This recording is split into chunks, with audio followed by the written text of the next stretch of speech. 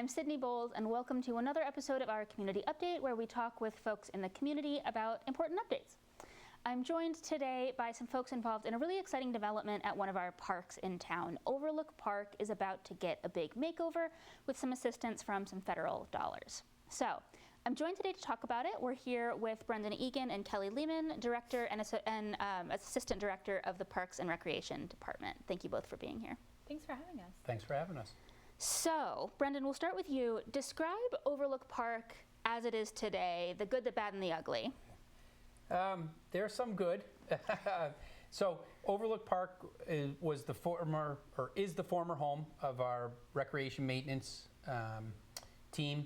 We have some storage up there, and there's the Burlington players utilize space in one of the buildings for their theater program.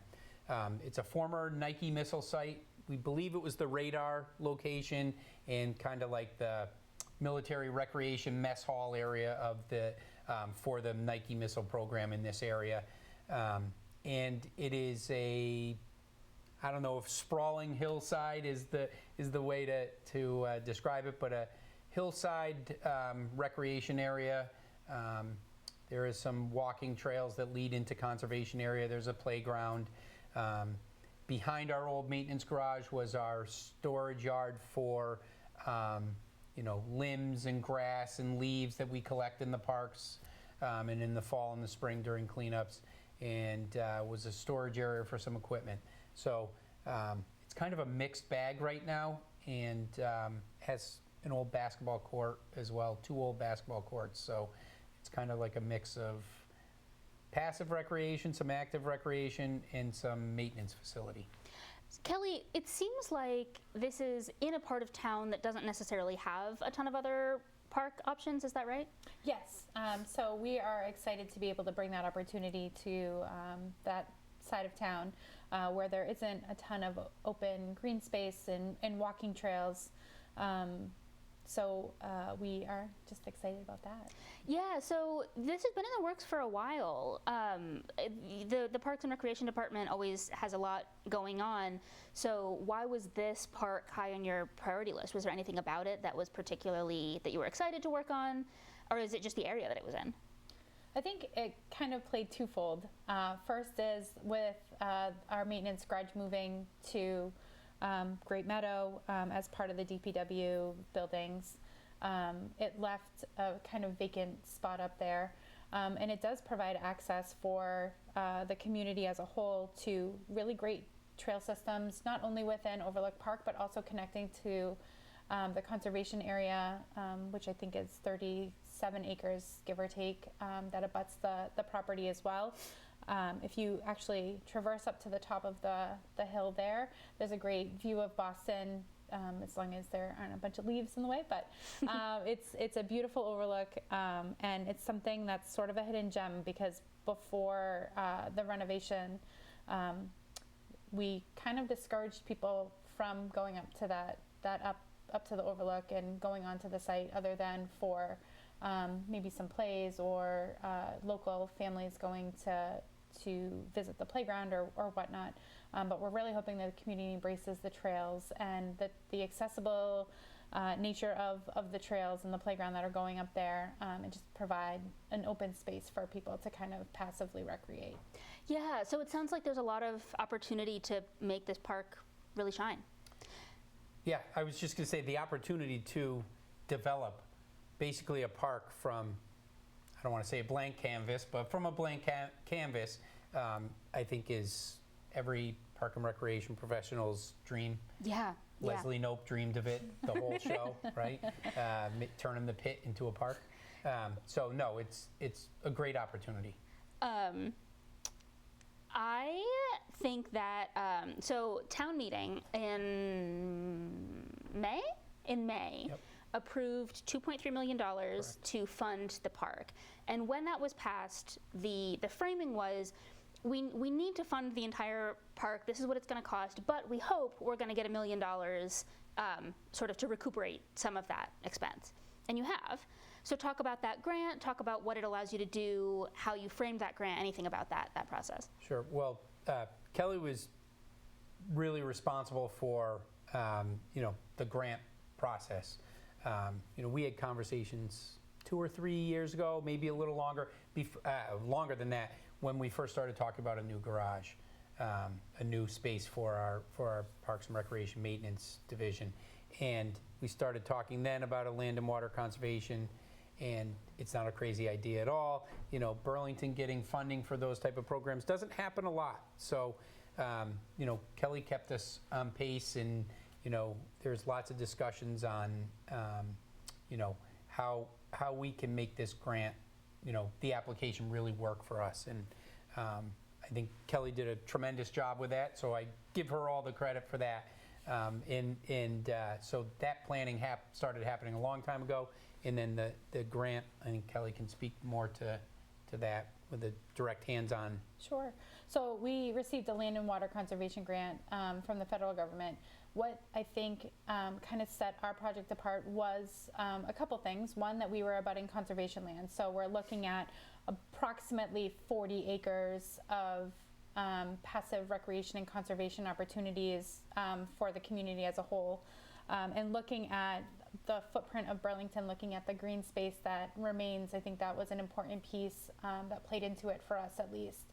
Looking at preserving that area for recreation and conservation purposes in perpetuity is really, really remarkable.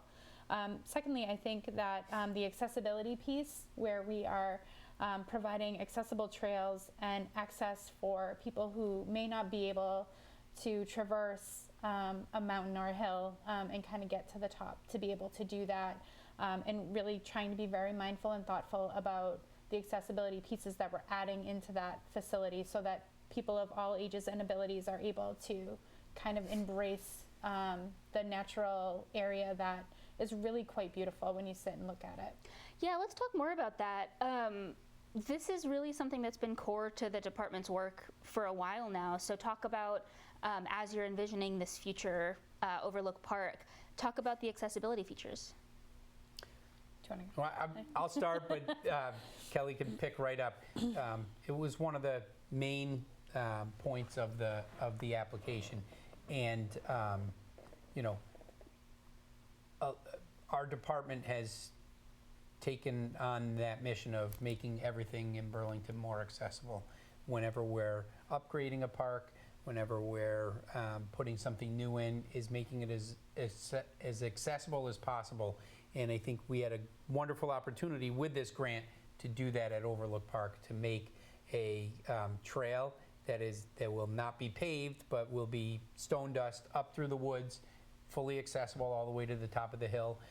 There will be a driving access point to the top of the hill for people with accessible needs, or also with parking tag. There won't be any other spots up there, and then trying to make the roadway as well accessible. So, and then lower paths, accessible features, as many as possible on the playground that will go in. So really just making the entire project as accessible as possible from the start, and not having to go back and retrofit. But Brendan, this is something that's really interesting to me. I was lucky enough to accompany you all to the State House not too long ago, where you were recognized by the Massachusetts Parks, Recreation and Parks Association. Yep. Yes, crushed it. For the universally accessible treehouse that we have here in Burlington.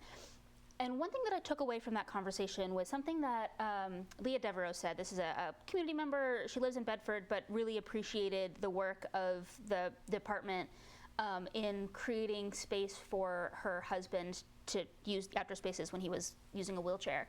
And one thing that she said was that often it can feel like accessibility is like checking a box, right? After the fact, we're going to go in and like tick a box that says, "Yep, we did whatever to make sure we're ADA compliant," but it's kind of an afterthought. Was her framing, and her perspective was that wasn't the case with what you all were doing, and it sounds like that's not the case here. It really is core to the process. Is there a moral imperative for you, or an emotional imperative there to embed accessibility in that way? So I'm going to be honest. When I first started in recreation, it was maybe a checkbox, right? But working with Kelly and our therapeutic recreation specialist, Emma Andrews, she's newly married, Emma Andrews. It's something that we look at with everything, even with just designing programs that, we have inclusion support, how can we support people coming to specific programs? How do we make sure we're providing equal access to our events and to any new facility that's put in or any new equipment that's put in? So it really kind of envelops the whole department in how we plan things out. Are we 100% successful all the time? No, but we do our best. Our effort is always to make events, programs, facilities as accessible as possible. And a big part of that is Kelly and Emma as well. So this is going to be a years-long process. You've got to go out to bid. There's, lots and lots of construction. You got to move a lot of dirt around and get a lot of equipment and install a lot of stuff. So this is not going to be immediate, right? Do you have a sense for ribbon cutting day? Sure. So that's the day we're looking forward to most, Sydney, to be honest with you, right? So we plan to go out to bid early 25. Hopefully construction will start around June of 25. Ribbon cutting, hopefully July, August 26 timeframe. If construction goes well without, who knows what the next year is going to bring or how much ledge is really up there. Obviously there has to be a little bit of play there, but the goal is by, summer of 26 to be able to be fully open there. For grant purposes, we need to be done by the end of 2026. So we have a small window to get those funds reimbursed, but that's our window as of right now. So let's cast our minds forward to that ribbon cutting day sometime in 2026. Paint me a picture of what this park is going to look like and how it's going to feel. Brendan, I'll let you take it from there. I think it's going to provide residents in our community, and especially in those surrounding neighborhoods, an opportunity to go out and passively participate in recreation, right? Access to the outdoors, accessible access to the outdoors, a gathering spot for families and neighbors and just kids going out and participating in outdoor recreation, and something that we can hold outdoor recreation activities in, whether it's a summer program that's housed out of there that it deals with outdoor recreation, whether there's special events for Earth Day or somewhere else, or some other event. I think it just provides a community gathering spot in a part of town that doesn't have a large park like that, at least in the form that we hope it's in. So Kelly probably has ideas as well. Well, I mean, yes, all of that. I think part of our team's excitement about it is moving some of those special events, right? So like the Great American Campout, which we have at Simons Park, wouldn't that be a great fit up at Overlook for people to actually camp in the woods? We have a forest at Simons. I don't want to diminish that, but like at the end of the day, being able to be like up in the hills, like camping with your family outside, I think would be a great fit for that. And the space will allow for that. We're trying to think forward to, how we might be able to better utilize the space moving forward. And I think we've done a pretty good job of looking at the site itself and hearing a lot of community feedback, which we got at last year's tree lighting, and putting the conceptual plans out. So we're trying to take everybody's kind of thoughts into consideration and seeing how we can make a really great space for the surrounding communities, but the overall Burlington community as well. Right, and still being considerate of the neighborhood. Yes. Right, it's smaller streets, so we're not looking to bring thousands of people, hundreds of people there daily, right? Maybe throughout the day, but an area that people can enjoy the outdoors. And as Kelly mentioned earlier, in the fall, in early spring, in winter, it's an opportunity to view Boston, right? On a clear day, you can see, Boston well defined from that hill. So it sounds like you're gonna maybe polish the edges off this hidden gem. I think so. I think we might. It's going All to right. be beautiful. Yep. All right. Kelly Lehman, Brendan Egan, thank you very, very much for taking some time. Thanks for having us. Thanks for having us. All right, this has been your community update. I'm Sydney Bowles. Thanks for watching.